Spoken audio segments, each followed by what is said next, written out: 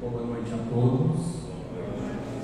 Sejamos todos bem-vindos a mais uma noite de trabalhos no Centro Espírita Dr. Bezerra de Menezes. É com muita alegria e com muito amor que recebemos a cada um dos irmãos, encarnados ou desencarnados, para que juntos possamos nos abastecer neste banquete de amor e de luz que a espiritualidade amiga preparou para cada um de nós. Neste momento eu convido a cada um dos irmãos, cada um à sua maneira, para que juntos elevemos o nosso pensamento a Deus, a toda a espiritualidade amiga, ao nosso anjo guardião, aos mentores espirituais que tão gentilmente proporcionou este momento para que pudéssemos estar reunidos. Irei realizar agora a leitura de uma breve prece e peço a todos os irmãos que acompanhem mentalmente. Oração nossa. Senhor, ensina-nos a orar sem esquecer o trabalho, a dar sem olhar a quem, a servir sem perguntar até quando, a sofrer sem magoar seja a quem for, a progredir sem perder a simplicidade, a semear o bem sem pensar nos resultados, a desculpar sem condições, a marchar para frente sem contar os obstáculos, a ver sem malícia, a escutar sem corromper os assuntos, a falar sem ferir, a compreender o próximo sem exigir entendimento, a respeitar os semelhantes sem reclamar consideração, a dar o melhor de nós, além da execução do próprio dever, sem cobrar taxas de reconhecimento. Senhor, fortalece em nós a paciência para com a dificuldade dos outros, assim como precisamos da paciência dos outros para com as nossas próprias dificuldades. E ajuda-nos para que a ninguém façamos aquilo que não desejamos para nós. E auxilia-nos, sobretudo, a reconhecer que a nossa felicidade mais alta será, invariavelmente, aquela de cumprir os desígnios onde e como queiras, hoje, agora e sempre, que assim seja. Com esta prece, com esta vibração, recebemos na noite de hoje a nossa irmã Luzânia, que vem falar do Evangelho do Cristo aos nossos corações e ouvidos. Mais uma vez, Luzânia, boa noite, a tribuna é sua.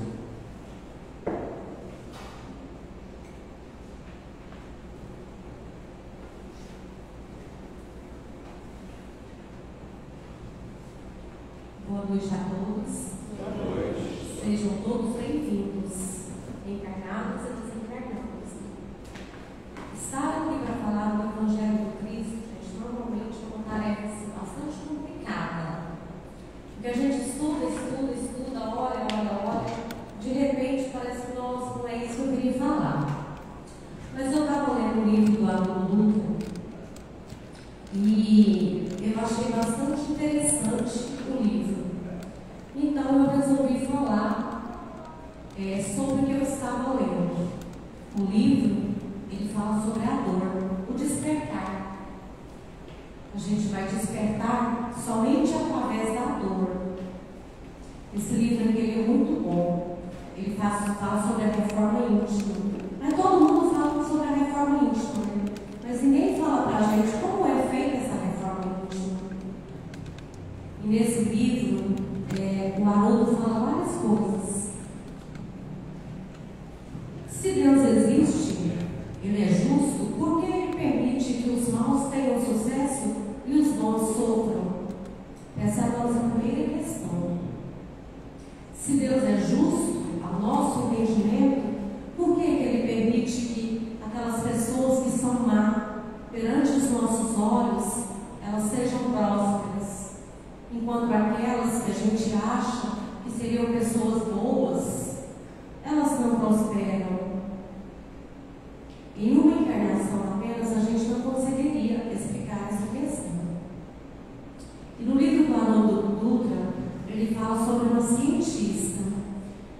Ela se dizia ter brigado com Deus, com a religião, com tudo, porque porque ela não aceitava a dor, ela não entendia e a religião não explicava para ela. Ela tinha sofrido absurdamente através da dor e ela não conseguia compreender o porquê. Aí ela fala: rompi com a religião, porque nenhuma delas foi capaz de me explicar o porquê da dor. Chega um momento em que cada um de nós passa por uma situação de perdas, de dor, de sofrimento, e surge essa pergunta: por quê? Por que eu estou passando por isso? É tanta dor. Eu perdi alguém que eu amava imensamente. Eu perdi um filho, eu perdi um marido, eu perdi uma esposa, eu perdi seja lá quem for. Por que é que Deus permite que a gente perca essas pessoas? E muitas vezes a gente já está devolvendo.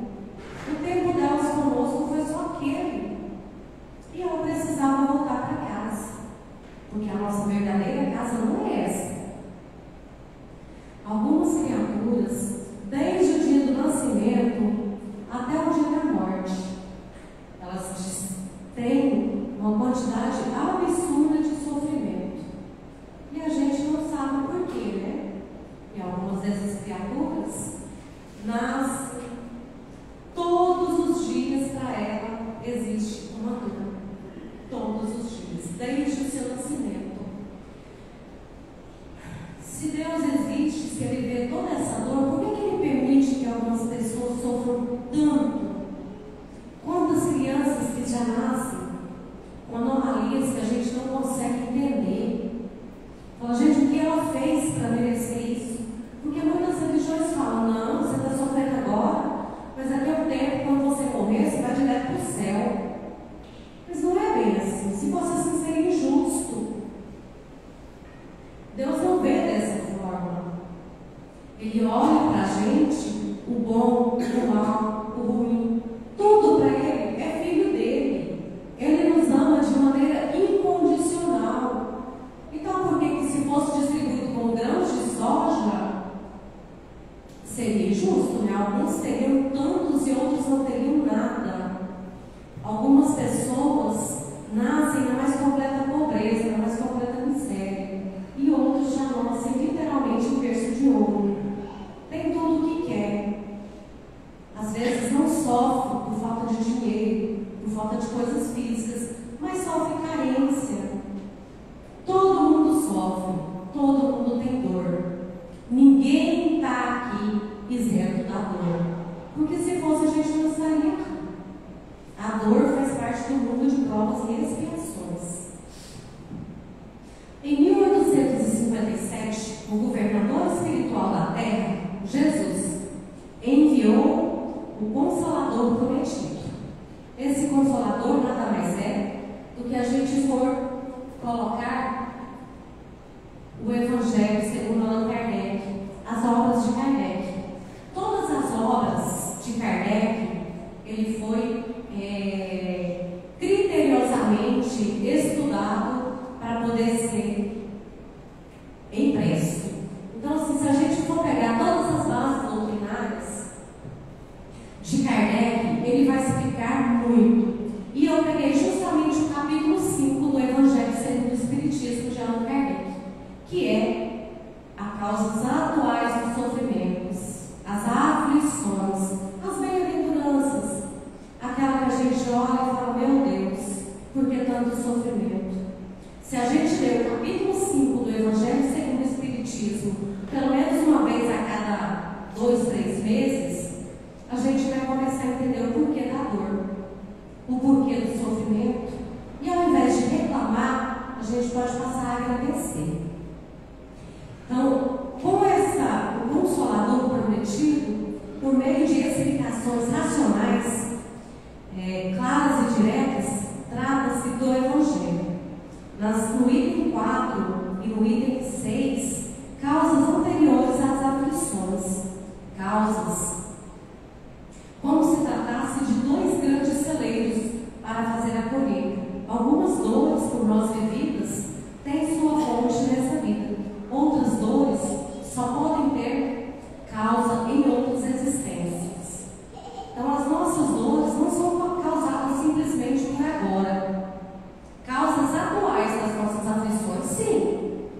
são causadas por aquilo que nós fazemos. Todos os nossos atos, todos os nossos pensamentos e emoções de hoje estão refletidas nas dores que nós estamos vivendo. Ah, mas eu não fiz nada para merecer isso. Será que dessa vez você não fez? Mas às vezes você está colhendo aquilo que você fez. Porque a gente não olha só o aqui e o agora. A gente precisa olhar o antes.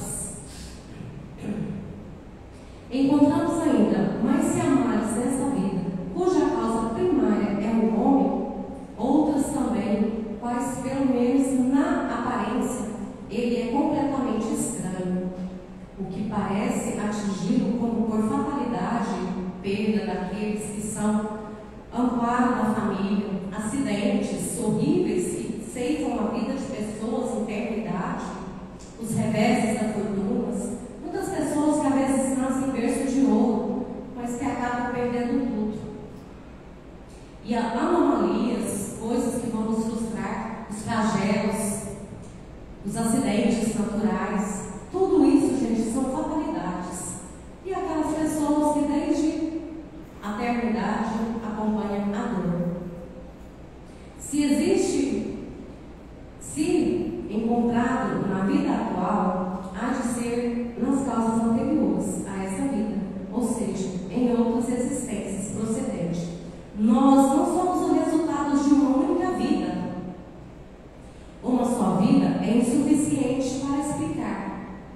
E pouco tempo para você aprender a gostar tanto de uma pessoa. E ainda pouco tempo para você ter dor ou uma habilidade que às vezes requer várias vidas para ser conquistada. No livro Seiva de Vida, de Luz, de Psicografia de Chico Xavier, no capítulo 27, Emmanuel esclarece: no limiar do berço, pede à alma dificuldades, chagas, amargores e cicatrizes. Entretanto, recapitulando de novo as próprias experiências do plano físico, torna a concha obscura do egoísmo e da vaidade, incrustada na mentira e na delinquência. Quando a gente está lá fazendo o nosso plano reencarnatório, a gente perde todas as dores, fala: não, pode mandar, eu aguento. Olha, dessa vez eu estou preparado para viver tudo isso, pode trazer para mim. E aí, quando a gente chega aqui, a gente se depara com uma coisinha bem pequenininha, o nosso orgulho e a nossa vaidade, que toma proporções gigantescas e não nos permite viver aquilo que nós nos propusemos a viver. Não nos permite ser a pessoa que nós precisávamos ser. Para quê? Para a gente romper aquelas amarras do passado, os vícios do passado, todo tipo de vício, todo tipo de anomalia. E aí, quando a gente está aqui, fala: não, fazer de conta que eu não pedi isso, eu vou jogar tudo para debaixo do tapete. Será que vai resolver? Pode resolver nessa encarnação, mas vai criar débito para a próxima. Quantas encarnações serão necessárias para que a gente se rompa com isso? Para falar: não, eu estou sofrendo agora, mas eu sei, de certa forma, eu estou sofrendo aquilo que eu preciso. Eu estou passando por aquilo que eu preciso, aquilo que eu necessito para a minha evolução. Se a gente for parar para pensar, aonde está o nosso egoísmo? Aonde está a nossa vaidade? É no meu carro de luxo? É no meu trabalho que eu consigo humilhar os meus amigos, os meus colegas? É em casa, perante a minha família, que eu sou melhor do que os outros, que eu ganho mais? Aonde é as pequenas coisas que vamos criando problemas a cada dia?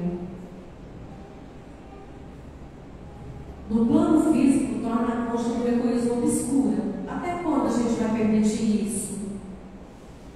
Aprendiz recusando o remédio, recusando a lição, e o doente recusando o remédio. Em quase todas as circunstâncias, o ser humano percebe a fuga que ele adiará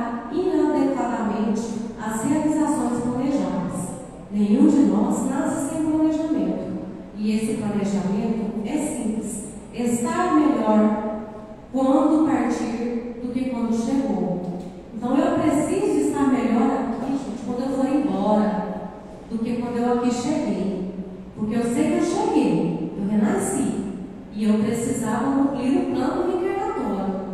Esse plano foi eu que fiz, junto com o meu anjo guardião, junto com os mentores que nos auxiliam. Eu fiz esse plano, eu aceitei, eu fiz um contrato com ele. Não, eu vou fazer isso. Por que quando chega aqui eu não quero? Ah, mas eu não me lembro, a gente tem o véu do esquecimento. Graças a Deus a gente tem o véu do esquecimento, né? Porque já pensou, olhar todos os dias para o marido e saber que algumas encarnações para trás eu matei ele? Nossa, seria terrível, né? Eu olhar para o meu filho e falar, nossa, eu pus essa pessoa perdida em algumas existências.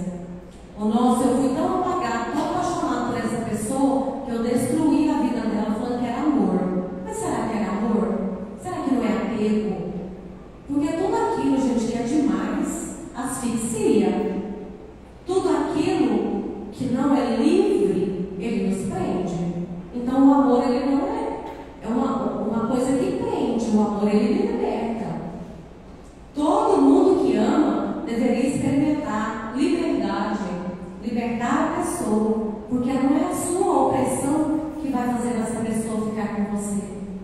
Que seja filho, que seja esposa, esposo, pai, mãe, amigo, você tem que amar, mas você tem que permitir que ela siga o seu caminho, que ela siga o seu curso. Isso implica imperfeições, vícios ou débitos, o que significa passar por muitas aflições. Grande delas foram pedidas. Valorizar a aflição de hoje, aprendendo com ela a crescer para o bem, que nos burila para uma união com Deus. Porque é o Mestre que te propôs a escutar e a seguir, em vez de dificuldades do imediatismo da terra, preferiu para nos ensinar a verdadeira ascensão da humanidade, da manjedoura, imposto constantemente no serviço aos necessitados. Realmente, nós podemos dizer que para enfrentar as aflições cujas causas estão em vidas anteriores, nós precisamos permitir que o Espírito de Jesus entre em nossos corações, pois se ele entra apenas em nossos corações, em nossa cabeça, nós não conseguimos ficar de pé. Porque quando a gente pede dores, aflições, a gente tem que estar ciente de que quando aqui a gente estiver, muitas das coisas a gente vai perder e muitas das coisas a gente vai seguir em frente. Como que eu vou saber? Porque se eu tenho o véu do esquecimento, tudo aquilo que a sua consciência, tudo aquilo que a sua consciência te fala, olha, eu acho que isso não está bom. Olha, eu acho que essa não é muito legal. Você pode ter certeza que ela não é o seu caminho. Cada criatura tem a aflição que lhe é própria. A terceira parte do livro dos Espíritos, as leis morais, propõe a renovação moral, transformação do caráter e a absorção de valores morais e espirituais que pacificam o nosso coração, que deem sabedoria para viver e viver bem. Então a gente está aqui, gente, para buscar uma perfeição moral. A gente não está aqui para ganhar mais do que o outro, para competir com o outro. Eu estou aqui para me melhorar a mim mesmo. Tem uma frase que Joana de Anjos sempre falava para o Divaldo Franco, que no final da sua caminhada você vai perceber que a luta nunca foi entre você e os outros. A luta sempre foi entre você e você mesmo. Porque para vencer essas dores, essas lutas, a gente vai passar por muito sofrimento, por muita dor, mas é essa dor que vai nos burilar, que vai nos polir, para que quando a gente for embora, voltar para a casa do Pai, a gente esteja um pouquinho melhor do que quando a gente chegou. Eu sou um exemplo de pessoas felizes? Não, gente, nesse mundo, ninguém aqui é um exemplo de pessoa feliz. Mas é claro que nós precisamos ser felizes naquilo que é possível. Porque a felicidade, a gente sabe que não é desse mundo. Mas também a gente sabe que não adianta viver só de dores. Eu tenho as minhas dores, mas que eu saiba viver essa dor com um sorriso nos lábios. Que eu saiba que a minha contribuição para o meu próximo, um gesto de carinho, de amor, que muitas vezes é só aquilo que ele vai ter durante aquele dia, mas já vai ser grande, gratificante. Quando a gente olha para a dor do próximo, a gente esquece um pouco a nossa dor. E é isso que Jesus nos propõe. Vamos olhar a dor do próximo, vamos deixar a minha para depois. Se eu estou triste, se eu estou chateado, se eu estou doente com algum problema, o meu irmão não tem que ficar se lamentando comigo. Eu tenho que falar, olha, eu posso não estar bem hoje, mas eu sei que você vai estar melhor do que eu. Hoje eu preciso de um abraço. Amanhã, quem sabe, você me dá esse abraço. Então é aqui que nos perguntamos, o meu caráter, a minha condição, contribui em quanto por cento para esse sofrimento?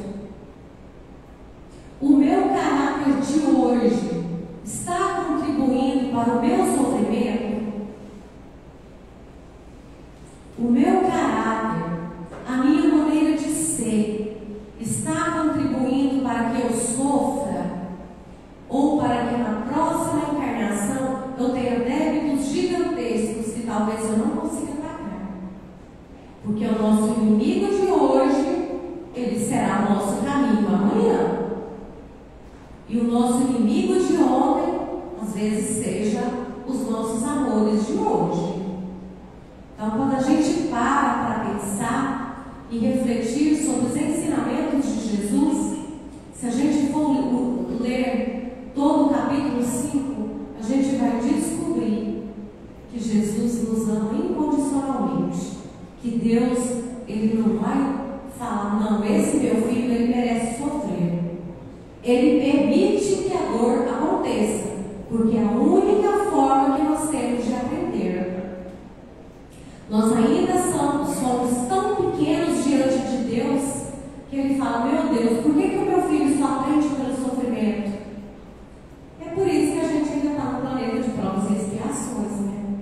Porque se a gente já tivesse uma condição mais elevada, a gente não estaria aqui. O Espiritismo precisa ser bem compreendido, mas sobretudo bem sentido, porque se ele não encontra em nossos corações, não faz a obra renovadora que está proposta. Se o Espiritismo não entrar nos nossos corações, se Jesus não estiver no nosso coração, não vai adiantar eu passar a fazer palestra aqui todos os dias, eu vim fazer soco todos os sábados, se eu chegar ali na frente, eu descer a lenha daquele meu irmão. Não vai adiantar. Eu falo, olha, eu estou falando, mas eu não estou fazendo. Porque o importante não é falar, o importante é agir. Como eu tenho agido com o meu semelhante? Eu sou essa pessoa boazinha só aqui dentro do centro espírita? Ou lá fora eu consigo ser um pouquinho melhor? Lá fora eu também consigo falar manso, tranquila. De vez em quando eu pego o mundo na parede, porque como eu moro sozinha, então a única coisa que tem é dar o mundo na parede de raiva, né? Mas tá tudo bem, é assim. Nem todos os dias são flores. Mas eu não vou sair descontando a minha raiva nos outros. Eu já fiz isso. Eu já falei horrores, eu descontava a raiva em todo mundo. Hoje eu já paro e penso, o que ele tem com isso? Eu não preciso desferir os golpes ordinários da minha raiva no meu irmão. Eu preciso acolher. Eu preciso olhar com carinho. Então, vez que eu puder falar alguma coisa boa, aí sim eu vou poder olhar para o meu irmão com todo carinho e com todo amor. A dor é uma instrutora severa, mas sábia, que nos ensina as lições que o orgulho e a vaidade se recusam a aprender. Então, se a dor surge em determinado momento da nossa vida, ao invés de perguntar por que, Senhor, vamos perguntar: Senhor, o que queres que eu aprenda? Senhor, o que eu preciso aprender com essa dor?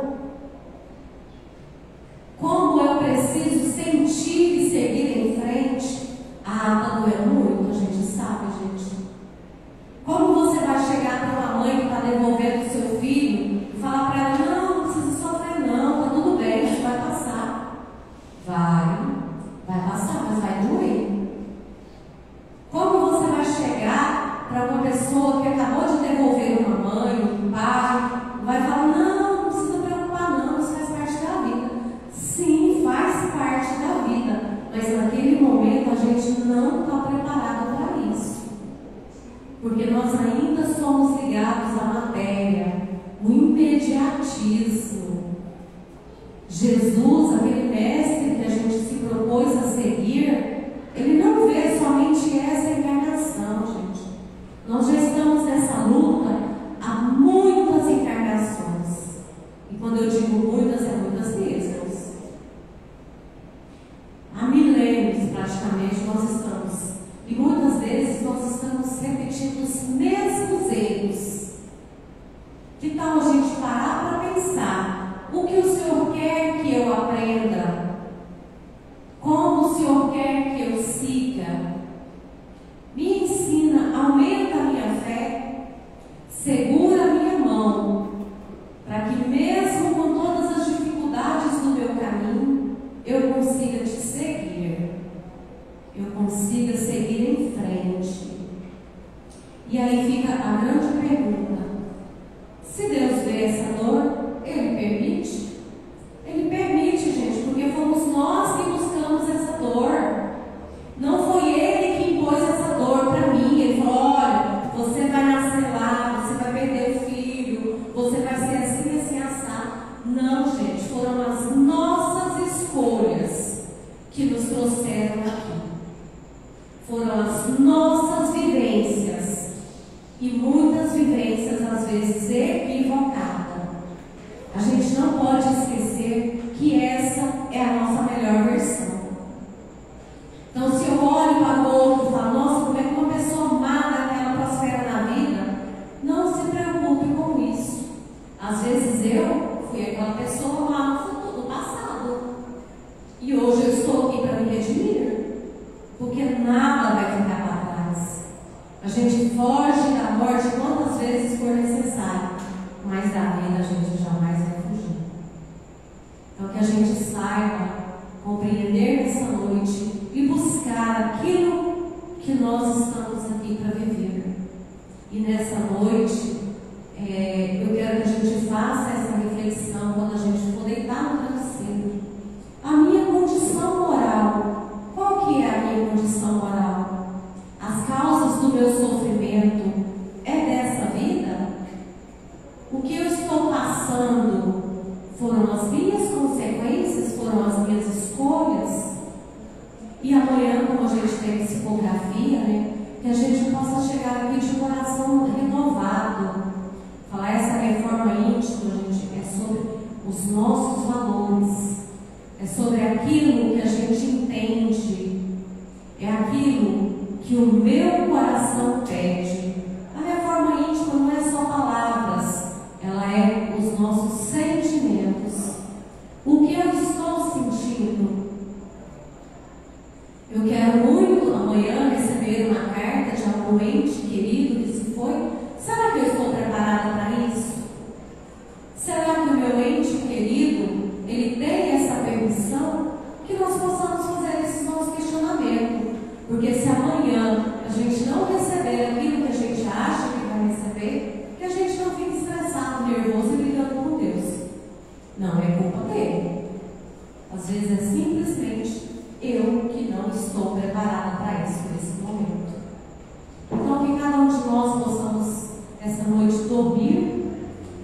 agradecer a Jesus por todas as dificuldades que a gente tem recebido, agradecer pela dor, porque ela nos ensina com maestria aquilo que eu me recuso a aprender de forma amável.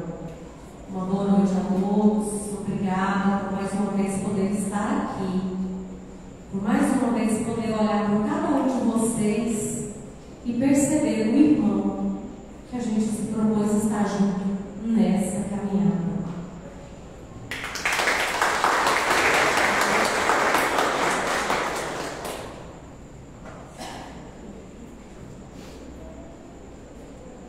Muitíssimo obrigado, Rosana, pelas elucidações e pelas palavras. Kardec já dizia naquele tempo: nascer, morrer, renascer. Tal é a lei. E tão incrível é essa palavra, e o Espiritismo nos elucida que o Espiritismo não é para consciências embrionárias. O que ele quer dizer com isso? Eu costumo, às vezes, falar nos nossos estudos aqui da casa que o Espiritismo é para aquela pessoa que já consegue errar conscientemente. O que é isso? É aquela pessoa que já consegue olhar para dentro de si e identificar os seus pontos de melhoria. A partir do momento que ele entende o significado do sofrimento, da dor, que tão gentilmente a espiritualidade coloca no nosso caminho para que nós possamos despertar o verdadeiro ser espiritual que habita dentro de cada um de nós. E com toda certeza, se perguntar, ou se vocês fizerem uma reflexão em querer saber por que o nosso sofrimento, por que às vezes algumas situações se apresentam para mim de maneira tão atribulada, e se nós fizermos essa imersão conscientemente, nós vamos encontrar a raiz daquilo que nos perturba tanto. Mas, se você ainda não consegue identificar essas matizes dentro do seu ser, eu te convido a fazer aquilo que Santo Agostinho orientava naquele tempo: conhece-te a ti mesmo. Então, todos os dias, antes de deitar, antes de dormir, o que ele fazia? Ele fazia uma reflexão dos pontos positivos e dos pontos negativos que ele tenha cometido naquele dia. Os positivos, ele continuava fazendo; os negativos, ele fazia reflexão com aquilo para que ele não pudesse cometer novamente estes desativos. Então, essa reflexão que o Espiritismo convida a cada um de nós. Mais uma vez, Rosângela, muitíssimo obrigado pelas palavras.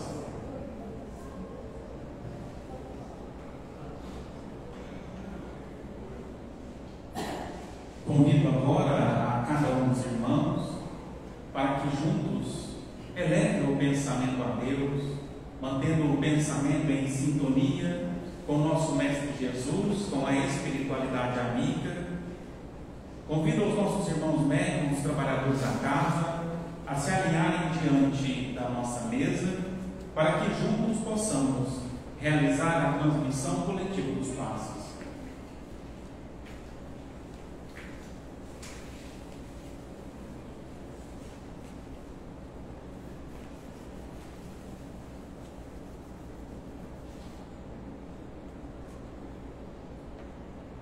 Amado Mestre Jesus, neste momento, como em tantos outros, pedimos que as bênçãos que advêm do plano maior, como verdadeiras pétalas de luz a inundar este ambiente, que essas energias salutares que advêm do Cristo Jesus possa proporcionar o reequilíbrio necessário para o reequilíbrio do nosso corpo físico e do nosso corpo espiritual. Que possamos, a partir deste instante, deste momento, traçar novos objetivos tangíveis para a nossa caminhada terrestre. Faça nascer em nossos corações e em nossa consciência o desejo incessante pelo amor incondicional e pela caridade. Que possamos enxergar nos irmãos que dividem essa caminhada terrestre conosco como verdadeiros apóstolos e discípulos do Cristo, e assim como nós, buscam incessantemente essa luz a brilhar para toda a humanidade, a luz do Cristo Jesus. Que assim seja. Peço aos irmãos que estiverem dispostos a direcionarem as mãos sobre as águas de nossa casa e pedimos a fluidificação destas águas, que a espiritualidade amiga deposite o remedinho necessário para a cura de todas as nossas feridas.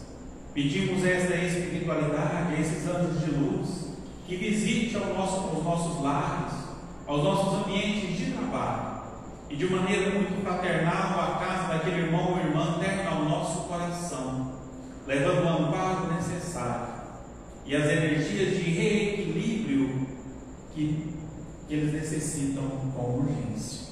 Agradeço a todos pela imposição das mãos. Encerramos neste momento os trabalhos aqui no salão e deixamos em aberto as camas de passos a todos sentirem necessitados. Eu vou acender as luzes agora e vou fazer alguns comunicados, alguns avisos.